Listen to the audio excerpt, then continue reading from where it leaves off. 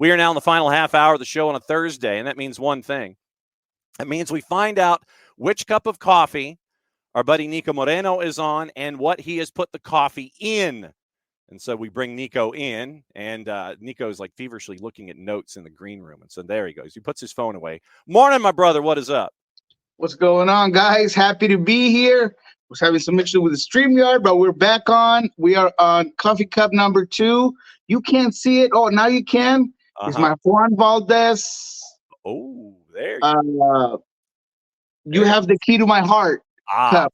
That's what it is. It's a Carlos Vives song from Colombia, and I brought this mug from the homeland, so that's what I'm having today. I didn't know if that was something that the boss gave you as the boss appreciates you as a part of the familial unit, but that is a homeland coffee mug. That is not something from the boss. Yeah, I kind of got it for her over there, but I use it now because she is more of a mug and go type of coffee drinker, and I work from home sometimes, so I get to use it more now. Okay, no worries about that. As we look at Major League Soccer, for those that might be visiting us for the first time, we bring you on to look at things from your Pacific prism, from the Western Conference, and get your points of view about what has happened over the last 7 days. And one of the first topics that I want to get into, obviously, we will talk about your Sounders. We will play cliffhanger toward the end of the segment and toward the end of the show. LAFC on two fronts. LAFC put 5 on Nashville, and yes, 2 of them happened after a Joe Willis red card, and then they swapped out Willis and Elliot Panicos. So they were a man down 3-0. Joe Willis goes outside the 18, and he touches a ball outside the 18 as a goalie, which is a no-no by a keeper outside the 18. How concerned are you about Nashville SCA and about Gary Smith, considering this 5-0 thumping that they had with LAFC? I mean, we've been worried about Nashville since we didn't see them get any more talent, add more pieces to this team. You can only write that we're disciplined and defensively sound so long. We've been asking Nashville actually to make a step from being a contender to get to the playoffs, to be a tough playoff team in order to get to the elite level, especially in a conference where they could be doing better, and they're really not. So they're worrisome. I understand that Godoy is a big piece for this team, and not having him is it's a big deal. And maybe this is the game where things just start to go wrong. And one corner kick where I think his mule could have just kind of deflected it. Goalkeeper also doesn't really talk, doesn't communicate. It ends up in the first goal. 8 minutes. Early goal changes a lot, especially for a team like Nashville. But all in all, I think it says more about LAFC. I've been telling people, don't discount this team. This is the way they roll. What did I say last week? They're beating at their own beat, right? They're playing some R&B, but they're getting ready to hip hop. Well, this is what they're going to do.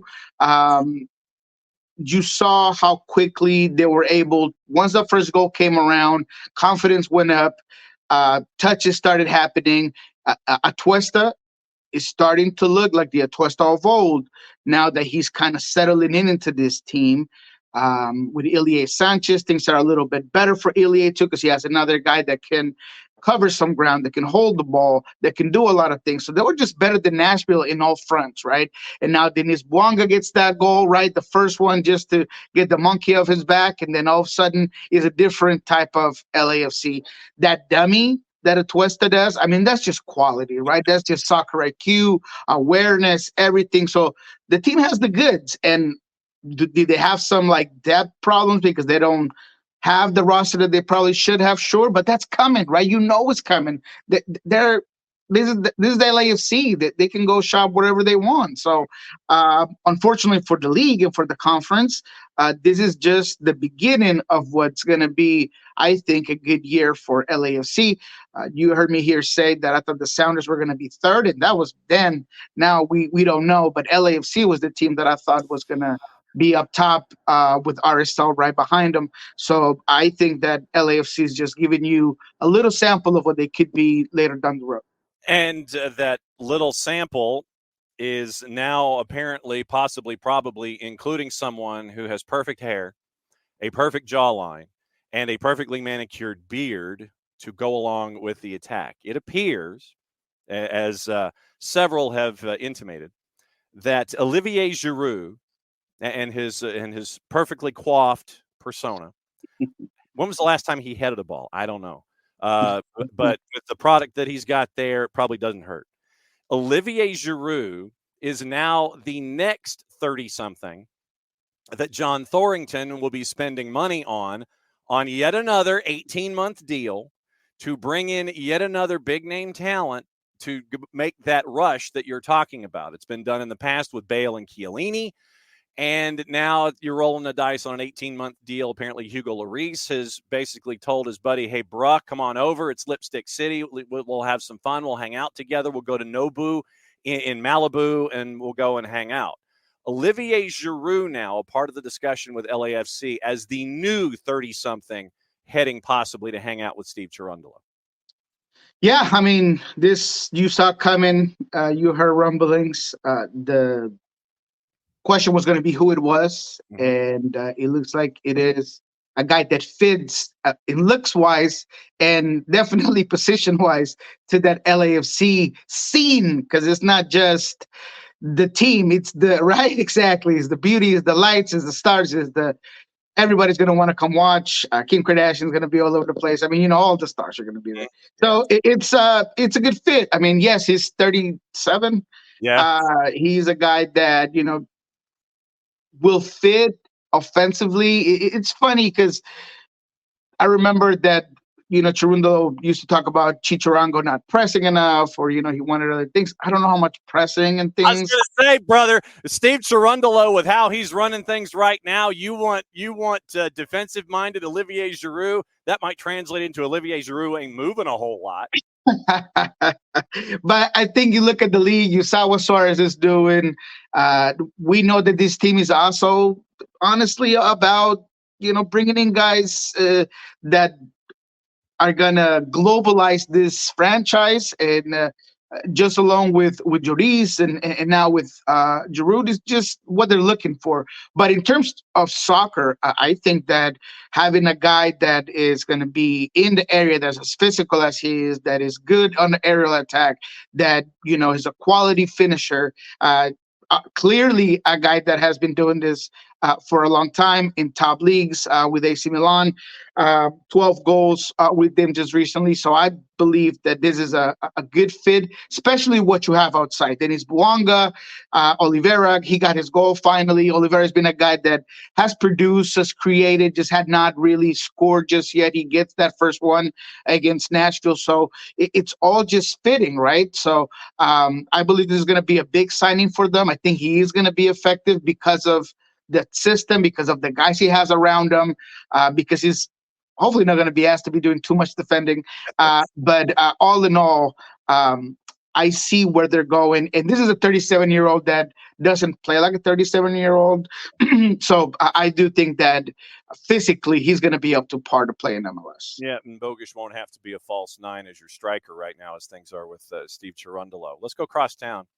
There are 3 clubs that so far are in double digits in goals scored. One is in the Eastern Conference. We'll talk about them in a bit because they're adding more pieces. The other, there are 2 in the West. One is all caps. St. Louis SC did not figure on that one. But right now, St. Louis is 8th in the street fight that is the Western Conference. That team that right now second in Major League Soccer in goals scored is LAG. And with that protein power pack, the P3 of Puig, Paintsel, and Peck, once again, you're looking at absolute craziness. And it's fantastic to see Paintsel look like Usain Bolt for 70 or 80 minutes. He hits the starter's blocks. You hear the gun, he's gone. And good luck catching him.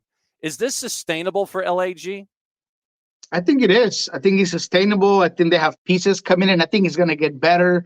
I've told you about Brugman coming in. I think that they have Zabaleta coming in and filling a role that he hadn't played in so long. I wasn't quite sure what I was going to get out of him. He played well. I just think that when it comes to this offense, we just talked to Stefan Fry this weekend. Well, I said just yesterday, this week. I'm sorry, just yesterday. And he said he called this LA Galaxy team the most lethal front four in MLS, in his opinion. And you got to give him some, truth to that. You got to give him the hand on it, because when you look at pencil speed, when you look at what Joveljic is doing, right? Greg Vanny must have seen something in Joveljic so good that he wasn't in no need to go get a 9. He got him a couple of weapons out wide. He knew that was going to be his guy. Chicharito was leaving. Joveljic is not a guy that has a huge name, right? You weren't going to think that was going to be your 9. But when you saw him play last season and you saw his ability to get in front of goal, and you saw his IQ as well, because the movements that he does, he's in, he's out, he brings out defenders. You could see that chemistry with Ricky just continued to grow. I think this team is just not just good in talent, but they're a cohesive unit up there. They understand what they want to play for. They seem to know where they're going to be at all times. So I think it is sustainable, and I think it's going to get better. This is a scary team if all pieces can continue to play this well. You talk about Triple P. Sometimes they might not even play that way, because Fagundes gives you a different type of soccer, maybe a little more retention. He tucks inside a little more, allows Auda to get on that outside channel with those overloads, with that overlapping. And that allows Pencil to be wider, be your widest guy in the field, and just have more of a green light to just push out wide, use your talent. In this one with Peck, sometimes he came in a little more inside, and he seemed to play well in that inside channel. So there is a lot of options for Greg Vanny. They're going to be able to attack teams in various ways. And again, Joveljic, 5 matches, 5 goals. He's hot. He's just going to continue to score. So that's a difficult team to play. Defensively, holding teams, being able to get the ball back. They still have some issues. Defensively, the reset defense was a problem here against Sporting Kansas City. It seems like every time that Sporting Kansas City wanted to pick up the tempo and do a quick throw in, quick free kick, that's where this Galaxy team got in some trouble. But again, getting Brookman back, getting some of those pieces in the back line back, I think they're going to be solid. So LAG look like a team that are going to be fighting the top of the West all season long. All right, let's go to the bottom. 2 teams without a win so far in the regular season. 9 games, no wins for either Austin or Seattle. 5 draws for the both of what's going on with Los Verdes and with you up there in Seattle. What is going on? What has happened in these first 4 matches where Seattle has only gotten 2 points out of what's going on right now, bottom of the table? There's a difference between excuses and circumstances. And what's happening to Seattle, it's no excuse, it's a circumstance. They're dealing with a pandemic of injuries, something that I've asked over and over again if perhaps the club is looking into, or they're reassessing how they're preparing, how they're rehabbing, how they are treating the players, because there's just so many injuries. Not just the fact that they're happening, but the fact that they're re-aggravating, right? JP seemed to be in line to be ready to get back, was training full with the team, and then all of a sudden he gets pulled out, just re-aggravates it. Albert had a similar situation with an ankle, where he even said this week, now he's back, but he said, yeah, it kind of was an ankle that I wasn't feeling too good. Then I tried to push it, and then I had to just get back at it. So those things, it's what really worries me about. I'm not sure what's going on with the Sounders. It seems like they're not worried at the time, or at least Brian doesn't seem concerned. I've asked in various ways if he's concerned about the type of injuries that they're getting. Reed Baker's still out. They had the issue at some point with Leo Chu, and now he's out completely for 3 to 5 weeks. I know that those injuries, like a knee injury, a tear, is not something that you can avoid. It just happens, right? Apparently, they don't know exactly when in training it happened, but that's the problem with Seattle. It's just the amount of injuries are not allowing us to see the full potential of this squad. Now, that said, you have to go into a season knowing that you're going to have injuries. I said it in the show. I think Seattle has the potential to be a top team in the Western Conference, but everything has to go well. And in soccer, that doesn't happen often. It's rare where everything goes your way and your new young DP doesn't get injured and he's unbelievable. And Raul Ruiz gets his legs back and there are no problems with the squad. And all of a sudden you're top of the Western Conference. That's just not happening. So that's number one. Number two, just the quality just hasn't been there. I think that Brian Smetzer, it would be a lot easier if he allowed just players to play where they have been successful at before. I've said it 1, 2, 3, 4, 5 times in this show and various shows. Jordan Morris plays better out wide. Jordan Morris is a player that's better suited to play out wide. He hasn't looked comfortable up top. He had more than a couple of opportunities against San Jose. None of them were either the best decision at the end, the best quality touch. That first one he has, can he maybe cut back and use his right foot on it? Sure. Maybe that's a better option rather than hit him with his left and kind of an easy save for the goalkeeper. There's one that he gets a beautiful ball from Danny Leyva where maybe he can chip it. He could do something else with it. Maybe he could look for the contact, create a PK. So he just hasn't looked comfortable. Jordan Morris needs to get on the ball, hasn't gotten on the ball. No services in. I think he's lacking confidence. The way you get him back is by getting him the ball at his feet, allowing him to stretch the defense. And now without Leo Chu, he's the only guy that could fit like for like on that side to stretch out a defense, to help out things. So against the LA Galaxy, I expect them to go back to that 4-2-3-1 with Jordan on the left side, Raul up top, who's been playing very, very well, and Albert right behind him. On the right side, it could be Christian Roldan. I think that's the main option, but they are experimenting with a couple of other players on that side, so you might see something else there. But at the end of the day, I just feel like this team hasn't been cohesive. They haven't been effective because they haven't been playing with where the players are more successful at. And then Austin, we've been asking what's going on with Austin for a very long time. They just seem to have no real vision of what they want to do. I know Wolf is a great coach and he has a soccer module and he wants to play a certain way. I just don't know if he has the pieces to do so. I can't blame the coach when that's all you have to work with. There's been now rumors of the Rusi maybe leaving. Now, if the Rusi leaves, you might as well just bring in a wrecking ball and start from the beginning. Just tear it all up, rebuild it, because sometimes it's easier to rebuild than to try to fix what's going on. So that's my take on Austin. All right. One other take. I mentioned a high-powered offense, and the team that has scored the most goals so far this season in Major League Soccer. No surprise, Messi and friends. While we have been on the show this morning, once again, scouring as they do, the front office with Messi and friends has signed Argentine defender Marcelo Weigand on loan from Boca Juniors. Right back joins the club on loan. He's 24, and they hold an option to extend the loan for the defender through the 25 season. He's going to reinforce the defense for the remainder of the 24 season, pending the receipt of his P1 visa. Chris Henderson had a couple of sentences in for a quote, and they have Weigand in for his particular quote. Once again, Boca Juniors developed in the youth ranks before breaking into the first team in 19, 72 total appearances in all comps, 15 in Copa Libertadores, 3 goals, 7 assists, 5 titles in his time. So once again, Messi and friends going the loan route and trying to bring in reinforcements at the back. And you're having to do things this way because of where I imagine you are going up against the top of the cap figure. So you bring in Weigand from Boca Juniors, another youthful person at the back to help shore up what is going on back there, and it needs shoring up.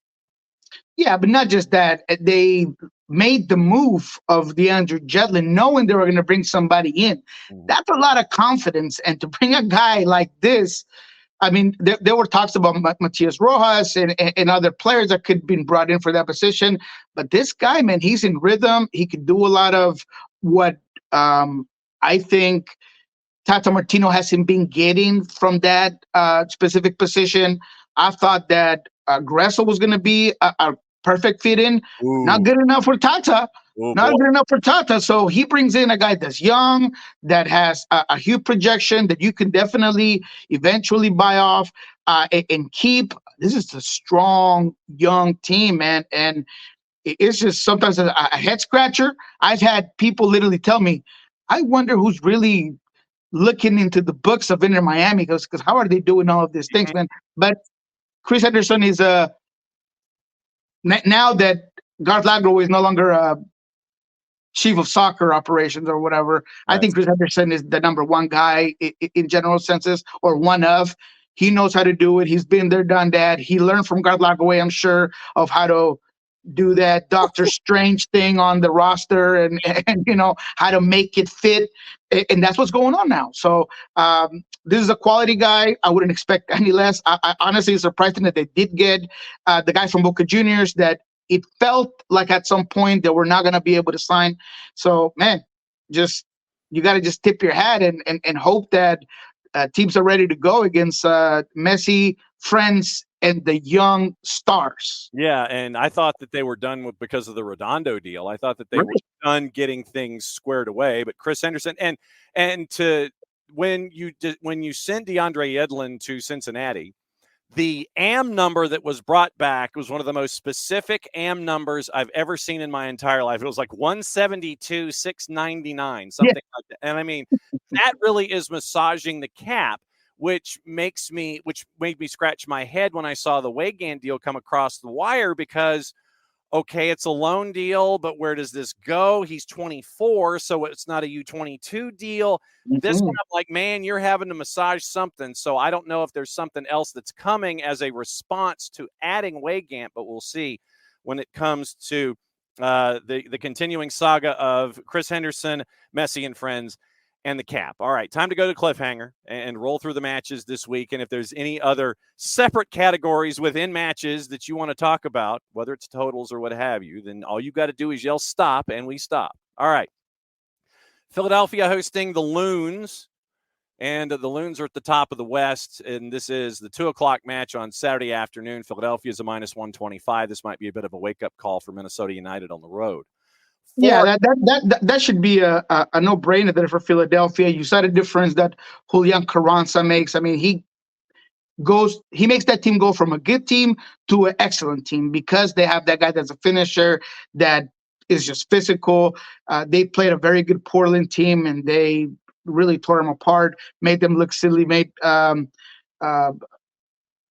Phil Neville talk about the mindset of the team, but in reality, they just got beat. And even with a goal from Cabecita, who came in and was good. I mean, I thought he was good. I think he was as advertised. I think I told you that Cabecita was a signing that you were going to have to expect goals right off the bus. That's what he did. And he got his first chunk of the tree from Timber Joey. So that he is integrating very quickly. 4:00, Colorado hosting LAFC. LAFC is a road favorite at a +125. 7:30s. Charlotte and FC Cincinnati. Charlotte is favored at home at a +122 as FC Cincinnati comes to town. FC Cincinnati is a +2.25. That's an interesting number. That is an interesting number. I wonder. Yeah, I'm not sure why. That's a tough one to see. I mean, Charlotte ended up beating Columbus on a very circumstantial game. Yeah. 2 injuries for Columbus, one early of Christian Ramirez, red car as well. They're in the 26th. So a lot happening there. I don't know if they're looking too much into that. I thought Charlotte was okay, was good. They won it at the end, 2 goals late in that game. But yeah, I would take Cincinnati on this one. I might even take the goals if you ask me, really. All right, so let's investigate. Let's investigate our totals, as we always do in these situations. When you request, I investigate. All right, so 2.5 is a -104, 3 is a +173, 3.5 is a +237. No, I could take the 2.5 just to play it safe. Absolutely, yeah. That's solid. All right. I'm writing that one down actually. 2.5 is a -104 in the composite. 3 is a +173. So that should give you your baseline there for those. Also on the board at 7:30, and our buddy Kevin Egan is going to be very, very busy with MLS 360 with all of the East Coasty stuff that's going on this week. It is DC hosting Montreal. DC's favored at home at a -133. CF Montreal is a +338 in the composite going up against DC United at home. Messi and Friends hosting NYC at a -119. This is probably going to be a long day for NYCFC as they're close to +300. I got to go with Messi and Friends here. To me, it doesn't really matter who's a part of that offense. Suarez is doing Suarez-y things, at least early in the year. Whatever Russian steroid and horse pill he's on, it's really working so far. He's ignoring his knees. I got to go with Inter Miami there in that one. Purple team. And I mean, there are ways that you can definitely stop that team, but New York City doesn't have the tools. I mean, you saw Red Bulls. I thought they did the perfect job on Luis Suarez. You push him, you press him, you have two on him, you make him, every run that he's making with or without the ball has to be forceful. And I thought they did a great job at keeping him away from service, but also, again, making everything difficult, whether it's tracking back, getting forward. You make it hard for Luis Suarez. And he looked like maybe most of us thought that he would, although he hasn't, because he has that talent. I'm not saying he doesn't, but you could definitely feel how forceful they made it for him. No doubt. And he looked completely and totally disinterested and disengaged, especially in a downpour. Purple team hosting the Red Bulls, the aforementioned Red Bulls. Purple team's a +147. Red Bulls are a +195 on the road. Toronto FC is a +150 at home, hosting Sporting Kansas City. Sporting Kansas City, north of the border, is a +175. 8:30 Eastern. Copa Tejas FC Dallas is a road dog at Austin. Austin is a +144. FC Dallas is a +183. The draw is a +242. I'm inclined to go draw. I would go draw absolutely on that one. Austin, okay. Yep. I like the draw. I like that draw for sure. But that's a game I'm not watching. I mean, I might throw the draw and just watch some other game. Well, here's a game that you'll watch, not this first one. Houston hosting San Jose. Houston's on the minus side at a -118. San Jose's a +324. You might sit there and think maybe Kataskia for your fantasy team. Nashville and Columbus is your 8:30 to watch, I think. Nashville is a +206. Crew on the road at Geodis are a road favorite at a +122. Columbus on the plus side, man. Take it. I'm taking it. And what's the over/under on goals? All right, so let's see when it shifts. And traditionally, considering what happened last week, I don't know if they'll necessarily get to 5. But all right, so 2.5 is a -118. 3 is a +147. 3.5 is a +210. Nah. No, I'll just keep it with Columbus. No goals on that one. Yeah, I mean, you got Columbus on the plus side. Take it and run. I like it. At Rio Tinto, it is RSL on the minus side at a -110, hosting all caps. St. Louis is a +270. And I'm glad that you talked about LAG hosting the Sounders, because that was why I kind of blended what we're seeing with P3 with what we're seeing with Seattle. LAG is a -105, draws a +274, and Seattle is a +264. That's a tough ask, man. Let's talk real quick about Real Salt Lake and St. Louis. What's the draw on that one? Draw is a +278. +270. And what's the over/under on goals? All right, so let's check the totals and see what we've got when it comes to these two clubs. And I know that you're looking probably at Chicho Arango having a busy day. I am. 2.5 is a -155. 3 is a +105. So it changes at 3. 3.5 is a +157. 3.5 is what? +157. No, it's not good enough for me, but that's going to be a good game. And I got to talk about Real Salt Lake real quick. I thought they were going to be good coming into this game, into this year, into the season. I thought that they would have Paulo Ruiz. Unfortunately, he's out for the season again. But they just have quality players. I like what they're doing up top. This kid Barajas was great. 17-year-old, came in, looked up to par, assist. Sacramento native. He has some international caps in the youth level with Mexico. That's a kid to watch. But I think RSL, all in all, quality players, a lot of youth. They've had some up and down results this season, but I still like him to be fighting the top of the West. San Luis as well. Pompeo continues to look good. You can tell that they've been honest and true to their form, to their idea, their philosophy. This could be a game that's a draw, but I'm thinking more of a 2-2. And again, not good enough for the juice boxes, but that's a game I'm going to watch for sure. We talked about LAG in Seattle. Vancouver is a big favorite at a -122, hosting Portland, who's a +300. And Easter Sunday, Atlanta United at home against Chicago Fire. Atlanta United prohibited favorite at a -133. They get folks back from international duty. GG returns. We don't know about Bart Sliech. We don't know how many minutes he'll get, considering he helped Poland get into the Euros. Chicago is a +317. What do you think about Atlanta and Chicago? Chicago's about, I couldn't think Chicago even when it was at 400. But Atlanta, they're coming from a tough game against Toronto, but I see once again a good bounce back game against a Chicago team that tends to shoot themselves in the foot if it's not the win helping them out to win games. I don't know if they really have it in them. So yeah, exactly. So if they don't have that, I think that Atlanta will come up on top in this one. And like I said, it's a feel-good game. It's a game that I would look to have a lot of goals as well. But let me go back to the LA Galaxy Sounders team just for the sake of the local interest here. Go for it. Look, this is going to be a tough game, right? I don't think Seattle matches up necessarily well against this LA Galaxy team because of the speed, because of things that they've been doing. I don't know if Seattle has enough of an offense to exploit the deficiencies that LA Galaxy have there. Again, I think Bergman will be back. I think that's going to help out a lot for the LA Galaxy team. But I think best case scenario, a draw for Seattle would be great. A feel-good draw where your offense looks better, where you're a little bit more cohesive, where maybe, Jordan gets a lot more confidence out wide, where Raul maybe gets another goal. That'd be 3 for the season. He became the Sounders leading scorer with the PK Panenka last week. He beats out Freddie Montero. I see his demeanor as just a lot of confidence back. He feels like he is getting the goals that he wants. So I think Raul's going to have a good game against this LA Galaxy team. But again, I think a draw for this one is the best case scenario for the road team. But this LA Galaxy team, and I would not be surprised if they win it.